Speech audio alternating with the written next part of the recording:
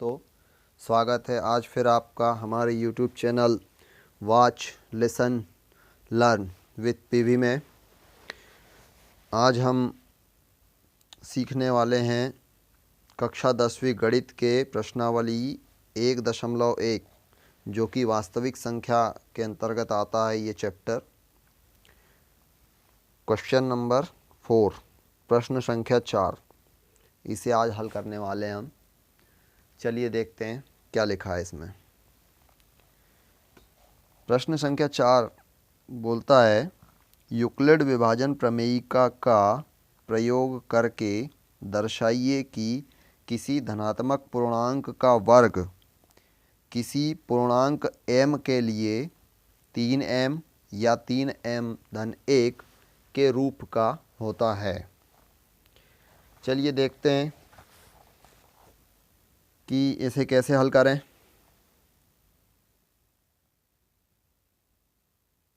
हल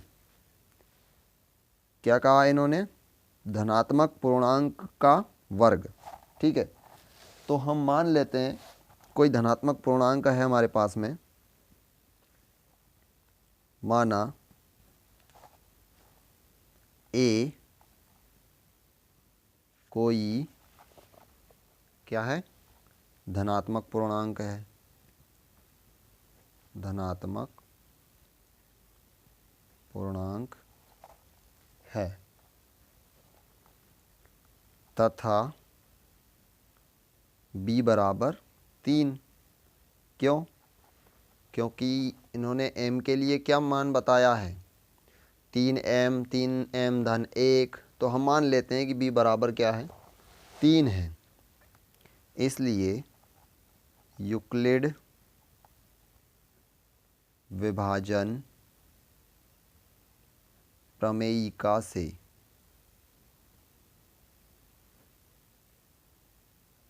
इनका कहना यही है ना कि यूक्लिड विभाजन प्रमेयिका का प्रयोग करके सिद्ध करना है। तो ठीक है, यूक्लिड विभाजन प्रमेयिका क्या कहती हैं? भाज्य बराबर भाजक गुणित भागफल, और धन में क्या आता है? शेषफल। जहाँ पर हम इसे a बराबर BQ-R से प्रदर्शित करते थे, है ना। b क्या हो गया अपना? भाजक, q भागफल और r शेषफल, ऐसे निकालते थे ना हम। ऐसा a यहाँ b होता है, यहाँ भागफल में q मिलता था और यहाँ नीचे शेषफल मिलता था जिसे r से प्रदर्शित करते हैं। तो देखते हैं कि हमारे पास जो दिया है प्रश्न जो दिया है उसमें r के संभावित मान क्या हो सकते हैं। चूंकि हमने b बराबर क्या माना है? 3। जब b बराबर हमारे पास में 3 है तब r के संभावित मान क्या होंगे? r के संभावित मान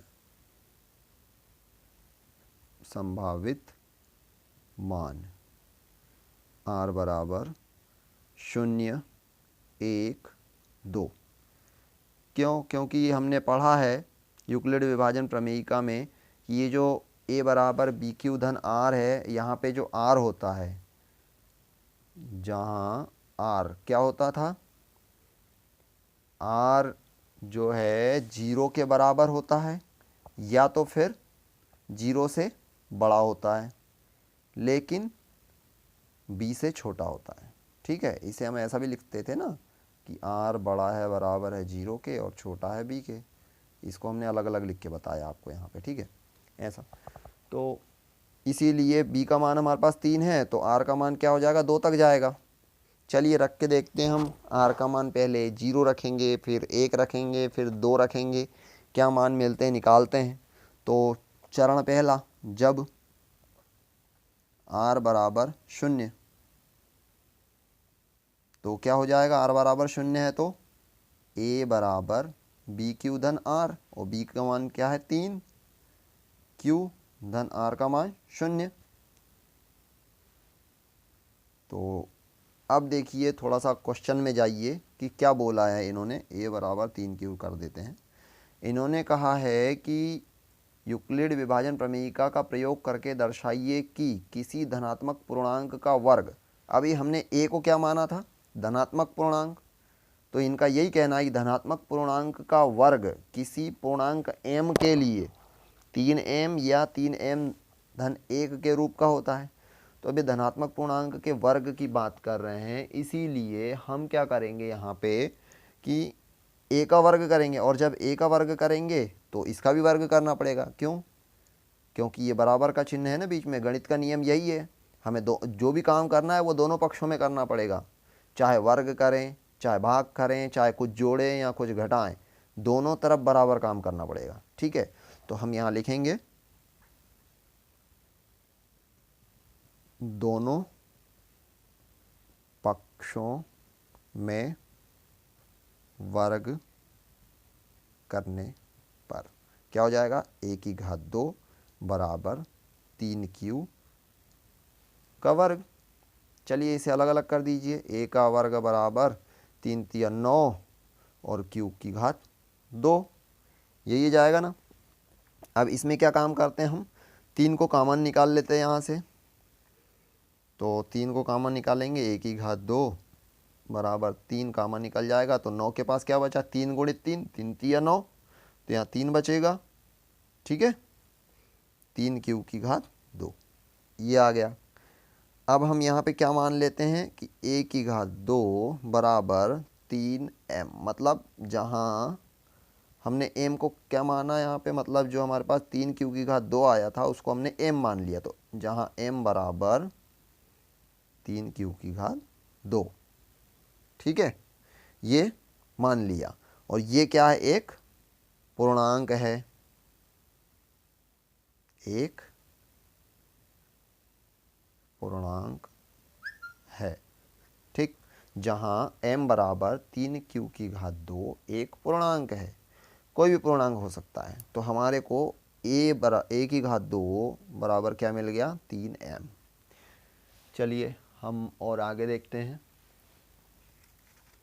अब हम क्या करेंगे, अभी हमने a बराबर 0 रखा, तब हमें क्या मिला, 3m मिला। अब क्या सॉरी r बराबर 0 रखा था, अब क्या करेंगे, r बराबर 1 रखेंगे। जब r बराबर 1, इसलिए a बराबर बी क्यू धन आर, ये तो दिया था है ना, तो a बराबर क्या हो जाएगा, फिर b का मान 3 है, q धन r का मान 1 है। ठीक है, अब क्या करेंगे, हम फिर से दोनों पक्षों में वर्ग करेंगे,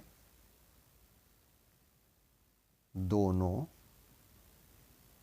पक्षों में वर्ग करने पर, चलिए करिए, a की घात 2 बराबर, इसे पूरा वर्ग करना पड़ेगा, 3q धन 1 पूरे की घात 2। अब क्या करें, अब दिमाग पर जोर डालिए, हमने एक सूत्र पढ़े थे, क्या पढ़े थे, चूंकि a धन b पूरे की घात 2 बराबर, एक सूत्र होता है, क्या होता है, a की घात 2 धन b की घात 2 धन 2ab। आया दिमाग में, हमने ये सूत्र कहीं पढ़े थे, याद आया। चलिए अब इसी सूत्र के आधार पे 3q को मान लीजिए a और 1 को मान लीजिए b, है ना, तो ये सूत्र रख दीजिए यहाँ पे, तो क्या हो जाएगा, a की घात 2 बराबर 3q पूरे की घात 2 धन b की घात 2, मतलब 1 की घात 2 धन 2 गुणित 3q गुणित 1, ये हो जाएगा ना। चलिए इसे सरल कीजिए, मतलब इसको हल कीजिए, 3 तिया 9, 9q की घात 2 धन, मैं इसको पहले लिख देता हूँ, ठीक है, 3 दूनी 6, ठीक है,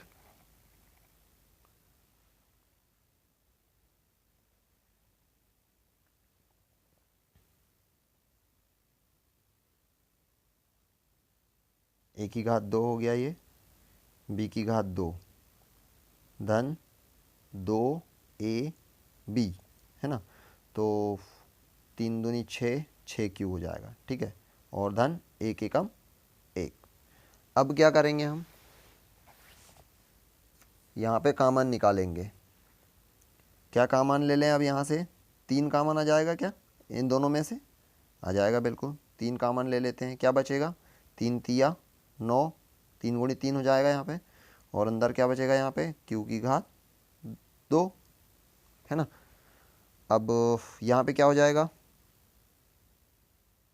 3 दूनी 6 क्यू, ठीक, और धन 1, इसको अलग रहने दीजिए। तो 3 क्यू की घात 2 धन 2 क्यू, और ये बाहर क्या बचा, धन 1, ठीक है। तो अब थोड़ा सा ध्यान दीजिए, यहाँ पे क्या कर रहे हैं हम इस पूरे को m मान रहे हैं, जहाँ 3 क्यू की घात 2 धन 2 क्यू बराबर m कोई पूर्णांक है। ऐसा ही हमने इसके पहले भी किया। एक पूर्णांक है, कोई पूर्णांक है या एक पूर्णांक है, लिखो, बात एक ही है, ठीक है। तो बस ये m को यहाँ रख दीजिए आप, 1 की घात 2 बराबर 3m धन 1। ये अपने को और एक चीज़ मिल गया, जब हमने r बराबर 1 रखा तब हमें क्या मिला, 1 की घात 2 बराबर 3m धन 1 मिला। अब क्या करेंगे हम, अब r बराबर 2 रखेंगे। चलिए रख के देखते हैं क्या मिलता है हमें। जब r बराबर 2, इसलिए a बराबर बी क्यू धन r से, ऐसा भी लिख सकते हैं, यहाँ भी लिख सकते थे अपन ये, क्योंकि ये यूक्लिड विभाजन प्रमेयिका का सूत्र है। ये यही तो कहता है यूक्लिड विभाजन प्रमेयिका कि a बराबर बी क्यू धन r, जहाँ पे a क्या है, भाज्य है, b है भाजक, q है भागफल, और r क्या है, अपना शेषफल है। जहाँ पे r का मान b से छोटा होना चाहिए और 0 या 0 से बड़ा होना चाहिए, 0 के बराबर या 0 से बड़ा होना चाहिए। चलिए ठीक है, वो बात अभी यहाँ पढ़ा दीजिए वो। अब इसमें हम r का मान रख देते हैं सबसे पहले, a बराबर 3 क्यू, b का मान हमारे पास शुरू से चला आ रहा है 3, है ना यहाँ पे, ठीक है, 3 क्यू धन 2। अब फिर से दोनों पक्षों में वर्ग कर दीजिए, दोनों पक्षों में वर्ग करने पर 1 की घात 2 धन 3 क्यू धन 2, सॉरी 1 की घात 2 बराबर 3 क्यू धन 2, इसका पूरे का वर्ग। चूंकि यहाँ पे भी वही सूत्र लगेगा, कौन सा, ये वाला। अच्छा, इसे मैं हाईलाइट कर देता हूँ ताकि आपको समझ में आए, ठीक है। ये क्या था, हमारा सूत्र था, ठीक। तो यहाँ पे मैं रेड पेन से लिख देता हूँ, a धन b बराबर की घात 2, मतलब पूरे की घात 2 बराबर a की घात 2 धन b की घात 2 धन 2ab, a plus B whole square equal to a square plus B square plus 2ab, ऐसा पढ़ते हैं, ठीक है। चलिए आगे बढ़िए। a की घात 2 मतलब 3q पूरे की घात 2 धन b की घात 2 मतलब 2 की घात 2 धन 2ab मतलब 2 गुणित 3q और गुणित 2, ठीक। चलिए आगे हल कीजिए। 3q पूरे की घात 2 मतलब 3 तिया 9 q की घात 2 धन, इसको पहले लिख देता हूँ मैं, इसको बाद में, क्योंकि अभी कॉमन निकालने में सरल जाएगा, है ना, आगे पता चलेगा आपको क्यों लिख रहा हूँ मैं ऐसा, ठीक है। 2 तिया 6, क्या हो गया ये, 4 दूनी 8, 8 तिया 24, है ना। तो ये क्या हो जाएगा, 24, 2ab, 2ab, ये 4 कहाँ से आ गया भाई, 2ab, ये 2 आ गया ना, 4 कैसे आ गया, सॉरी, ठीक है। तो 2 दूनी 4, 4 तिया 12 क्यू धन, और 2 दूनी 4, ठीक। चलिए आगे बढ़ते हैं। अब क्या करेंगे हम इसमें से ना कॉमन निकाल लेते हैं, और कॉमन निकालने के पहले एक काम करते हैं अपन, आपको अच्छे से समझ में आ जाए इसके लिए। a की घात 2 बराबर 9 q की घात 2 धन 12 q धन, मैं इसको क्या करता हूँ 3 धन 1 के रूप में लिख देता हूँ 4 को। क्यों? क्योंकि हमें क्या करना है जो है ना, ये 1 के रूप में अपने को लेके आना है आंसर को, ठीक है, ये +1 लाना है लास्ट में, इसलिए हमने 4 को 3 धन 1 के रूप में तोड़ दिया। तो अब हम ये इसमें से कॉमन निकालेंगे पूरे में से, ठीक है। पूरे में से कॉमन क्या निकल जाएगा, यहाँ भी 3 है, 3 तिया 9, 12 के साथ भी 3 है, 3 गुणी 4, 4 तिया 12, गुणनखंड तोड़ेंगे तो, है ना, और यहाँ 3 तो है ही, तो इन तीनों में से 3 कॉमन निकाल लेते हैं हम, इसलिए हमने जो 3 धन 1 लिखा है ये 4 को, ठीक है। तो a की घात 2 बराबर 3 कॉमन निकाला तो क्या बचा यहाँ पे, 3q की घात 2 धन 4q और धन 1, बाहर क्या है 1 है, ठीक है। जहाँ अब इसको एक काम करते हैं हम, सबसे पहले a की घात 2 बराबर 3m धन 1 लिख देते हैं, और जहाँ 3q की घात 2 धन 4q धन 1 बराबर m एक पूर्णांक है, ठीक। तो ये देखिए ये क्या मिला हमें, 3m धन 1, यहाँ क्या मिला 3m धन 1, इसके पहले क्या मिला, यहाँ दिखाता हूँ मैं आपको, 3m, और इनका कहना क्या था कि भाई यूक्लिड विभाजन प्रमेयिका का प्रयोग करके दर्शाइए कि किसी धनात्मक पूर्णांक का वर्ग किसी पूर्णांक m के लिए 3m या 3m धन 1 के रूप का होता है। जब हमने 0 लिया तब तो 3m आया, लेकिन जब हमने 1 लिया मान r का तब 3m धन 1 आया, और जब r का मान हमने 2 लिया तब भी हमको जो फॉर्मेट प्राप्त हुआ वो 3m धन 1 के रूप में प्राप्त हुआ। तो हम क्या लिखेंगे, अतः